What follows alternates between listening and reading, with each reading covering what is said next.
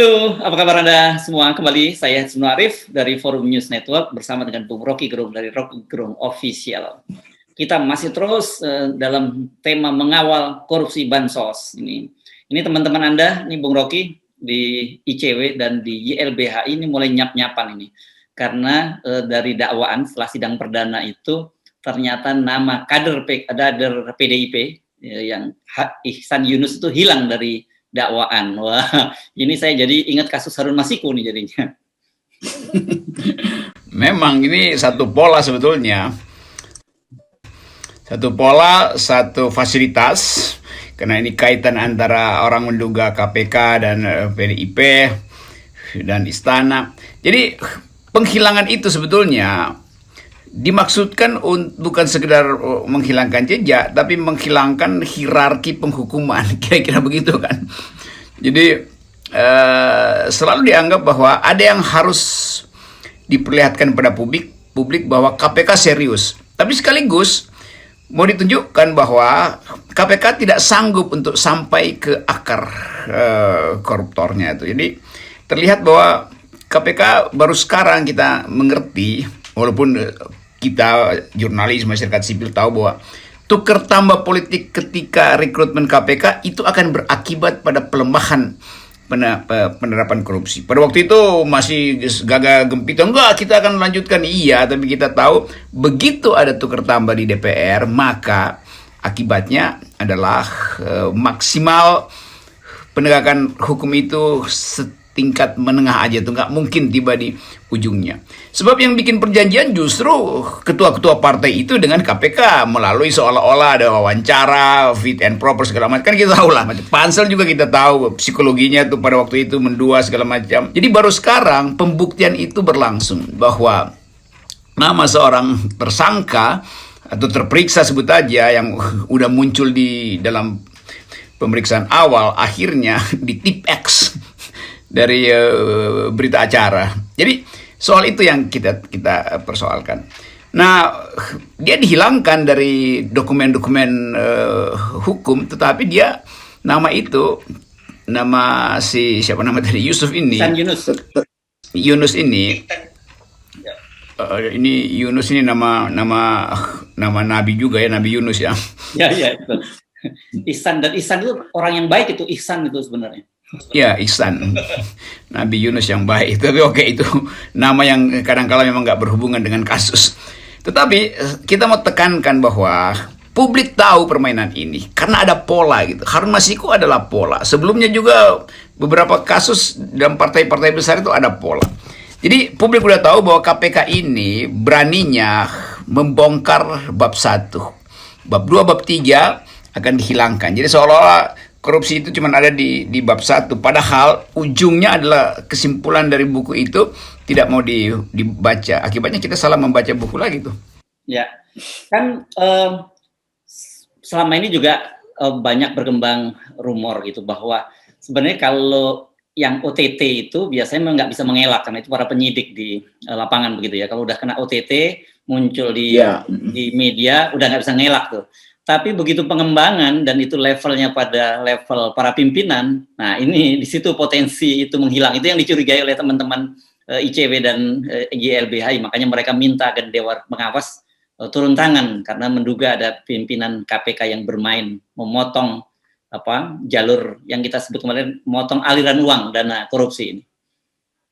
Ya itu etika itu yang buruk sebetulnya. Kan hak investigasi ada pada petugas-petugas lapangan. Dan mereka tahu apa yang mereka lakukan itu demi penegakan hukum. Nah, begitu penegakan hukum dimulai, intervensi juga dimulai itu. Jadi buruk sekali cara kita menjalankan hukum. Itu sama seperti KPK mesti tiru cara pers mencari berita itu. Reporter itu punya hak absolut untuk memberitahu tuh, nggak boleh ada intervensi dari pemimpin redaksi itu. Baru itu disebut jurnalisme yang edukatif tuh. Nah ini resersenya udah capek-capek kumpulin bukti, di tingkat menengah dipotong sama red pill KPK, di tingkat atas demikian juga tuh. Jadi terlihat bahwa yang disebut profesionalisme itu nggak ada. Yang digembar-gemborkan kami KPK akan profesional. Kita tahu cara bekerja. yang jujur dan adil. Jadi sebetulnya setiap upaya untuk menyembunyikan kepentingan kekuasaan itu dengan mudah dibaca oleh netizen. Karena nggak ada yang bisa disembunyikan. Begitu nama itu muncul, maka seharusnya demi akal sehat ya diproses. Nanti bagaimana caranya mengatakannya nama Yunus itu dihilangkan karena salah ketik, nama Yunus itu dihilangkan karena salah wawancara atau salah gelar perkara tuh. Kan ini menunjukkan bahwa KPK betul-betul nggak ada mesin profesional. Atau memang KPK mesin profesionalnya itu diganti oleh mesin yang orderan, diorder untuk tidak menyebutkan nama-nama itu tuh. Jadi sekali lagi, langkah apapun yang dimainkan oleh KPK, kita udah tahu ujungnya tuh. Mau rokade berkali-kali, mau taruh kuda di tempat depan raja, kita tahu bahwa langkah kuda itu dimaksudkan untuk menutupi sang raja tuh, atau dalam hal ini sang ratu, bukan sang raja, sang ratu bansos. Ini kan menarik ini Pak. Sebelumnya nama Ihsan Yunus ini disebut Ihsan Yunus. Saya baca ini ya, namanya itu Ihsan Yunus itu lenyap dari dakwaan. Jadi ini levelnya udah sampai dakwaan ini Bung Rocky, karena kan memang kemarin hari Rabu itu sidang perdana. Jadi itu para penyuapnya yang ditampilkan kan, Harifan Sidabuke dan Ardian Iskandar Madana Taja ini. Jadi disebutkan di situ dari menurut teman-teman dari ICW ada nama satu orang vendor namanya Agustri Yogasmara. Ini koleganya Ihsan, ini yang memberikan upeti kepada Astrina. Ini kan jelas pada waktu penyidikan jelas itu nama itu muncul. Tapi tiba-tiba begitu persidangan perdana ini nama itu hilang. Dan orang kemudian kan bisa curiga, ini kelihatannya urusannya memotong jalur ke Madam Bansos, kan begitu? Yes, itu persis seperti itu tuh. Ini yang disebut di dalam teori-teori kejahatan, disebut banality of evil tuh. Apa namanya? Kedangkalan kejahatan. Bahkan kejahatan pun itu dangkal, sehingga orang mudah baca kan. Jadi disulapnya itu terlalu terlihat bahwa ini mau dipotong sebetulnya tuh supaya kasusnya berhenti. Tapi nanti ada korban itu. Jadi kita membayangkan Yunus ini, dia tukar tambahnya dengan apa? Tinggal kita tentukan atau kita teliti sedikit. Oh, tukar tambahnya karena saling tahu rahasia di antara elite. Yang penting publik udah tahu ini tukar tambah, tinggal ditaruh keterangannya. Jadi nggak mungkin publik itu dibodohi ketika seluruh aspek permainan politik sudah dengan mudah diparalelkan dengan kasus jenis. Karena itu orang akan bilang, Masiku lagi nih ya, New Masiku itu. Yunus adalah New Masiku itu. Kan begitu kan soalnya tuh. Tapi kita tahu di belakang Yunus itu ada apa? Ada elite apa yang bermain di situ? Ada relasi tingkat tinggi apa yang bermain di situ? Itu kalau kita ucapin juga nanti tiba-tiba kita jadi saksi. Tapi kita tahu apa yang sedang berlangsung tuh. Pers tahu. Reporter TV tahu, ICW pasti tahu, LBH pasti tahu di belakang itu. Jadi bagaimana mungkin KPK mau mempertontonkan sesuatu yang sebetulnya belakang layarnya orang udah tahu. Ini problemnya tuh, karena ada anggapan bahwa korupsi itu sebetulnya cuma soal teknis, lolos atau nggak lolos. Jadi dimensi etisnya hilang, bukan soal malu atau nggak malu, tapi lolos atau nggak lolos kan. Dan KPK juga akhirnya terjebak dalam soal itu tuh. Ya kalau cuma soal lolos atau nggak lolos ya udah kita tukar tambah aja tuh. Jadi sekali lagi kalau kita serius mau memberantas korupsi, jangan ada langkah yang menghalangi mata keadilan publik. Karena mata keadilan publik itu tembus pandang bahkan terhadap apa yang ada di komputer KPK. Publik tahu bahwa bagian ini disensor, bagian ini dinegosiasikan. Itu soalnya tuh. Dari mana publik tahu? Ya dari awal. Kenapa? Karena ada tukar tambah ketika rekrutmen komisioner. Kan itu soalnya tuh. Gampang betul ini soal beginian dibongkar tuh.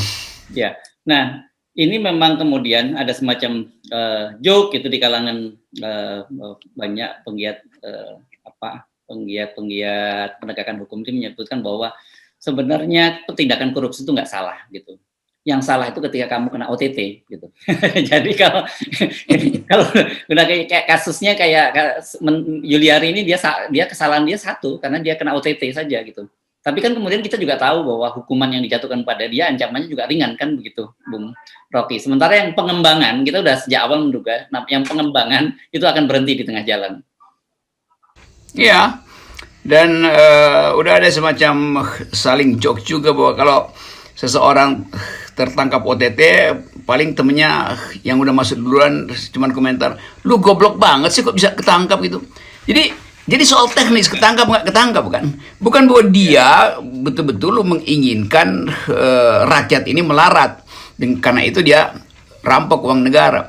Kan yang disebut korupsi itu, koruptor itu beda dengan pencuri itu. Pencuri dia menghitung bahwa dia akan tertangkap. Tapi kalau dia tertangkap, dia akan cari argumen itu bahwa dia mencuri karena rasa lapar, karena anaknya harus sekolah, karena harus bantu orang tua. Jadi ada alasan bagi pencuri. Nah, koruptor alasannya apa? Rasa lapar, bantu apa segala macam. Jadi bagian ini yang sebetulnya esensial, yaitu koruptor disebut koruptor karena kekuasaannya justru berlebih. Kalau pencuri menganggap bahwa kalau saya mencuri, saya pasti tertangkap. Kalau koruptor, di kepalanya, kalau saya korupsi, saya tidak bakal tertangkap. Jadi dua hal itu yang mesti dipahami oleh KPK, supaya dia tahu bahwa yang dia sebut extraordinary crime, betul-betul karena kemampuan koruptor untuk menyogok kekuasaan, menyogok pengadilan. Nah itu yang mesti dipamerkan sebetulnya tuh. Nah, tapi ini memang modusnya yang kali ini rada kasar gitu lah. Kalau pada Harun Masiku, kasar. Ya, Harun Masiku kan diminta ngilang begitu ya. Dan kemudian dia ngilang, jadi selesailah, orang pun kemudian berspekulasi apakah dia masih hidup atau dia masih ini, kita nggak tahu.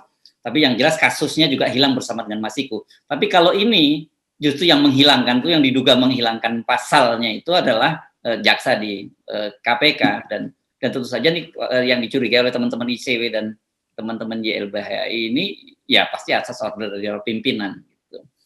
Yes, order.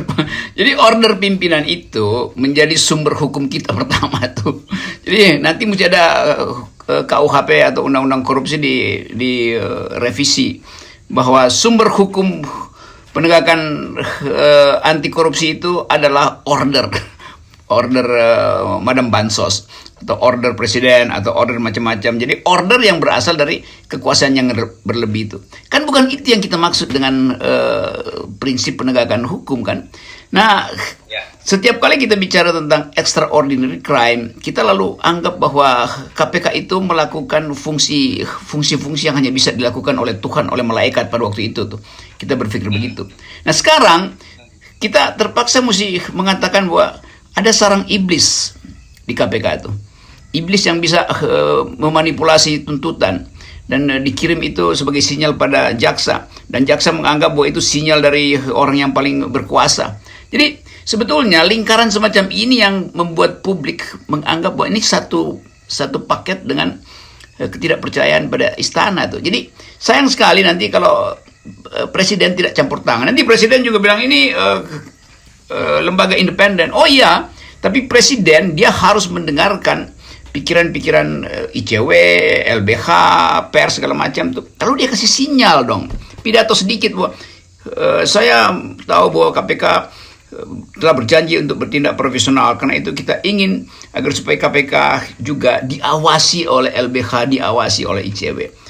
Itu baru dia beri suasana bahwa pengawasan korupsi bukan sekedar penguasaan hukum, tapi penguasaan moral, penguasaan etik. Nah, kita udah berkali-kali nyumbang pikiran pada istana. Dari kemarin kita nyumbang pikiran, istana minta maaf, bayar denda 50 juta, sekarang kita kasih usulan lagi. Tapi tetap buser nanti setelah tayangan ini menganggap bahwa itu FNN nyinyir aja. Oke. Bung Rocky, kalau terlihat seperti ini konstruksinya, kita menjadi pesimis dong bahwa Madam Bansos itu akhirnya akan terungkap. Saya pesimis, saya dari awal udah pesimis. Tapi saya tidak pesimis tentang pemberantasan korupsi, karena masyarakat sipil sebetulnya mengambil alih fungsi KPK, yaitu melakukan investigasi sendiri. Nanti ada semacam siapa itu, Assange di Amerika yang jadi whistleblower. Jadi mestinya KPK yang malu sekarang bahwa dia sebetulnya diuntit. Biasanya kan KPK menguntit orang kan. Sekarang KPK diuntit oleh LBH, diuntit oleh ICW, diuntit oleh FNN, diuntit oleh majalah Tempo. Apa dia nggak malu bahwa dia yang sebetulnya penguntit sekarang diuntit, diintai, dimata-matai, kan mestinya begitu keadaannya tuh. Itulah. Jadi sekarang semuanya menggunakan logika terbalik untuk memahami realitas di Indonesia itu ya. Yes, itu. Karena kekuasaan memang terbalik-balik logikanya. Oke.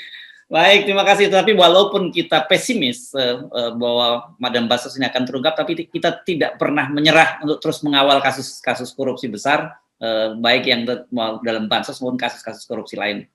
Ya, itu sumpah warga negara, artinya tidak menyerah pada penipuan negara. Itu sumpah warga negara. Oke. Oke, harus benar. Terima kasih. Sip.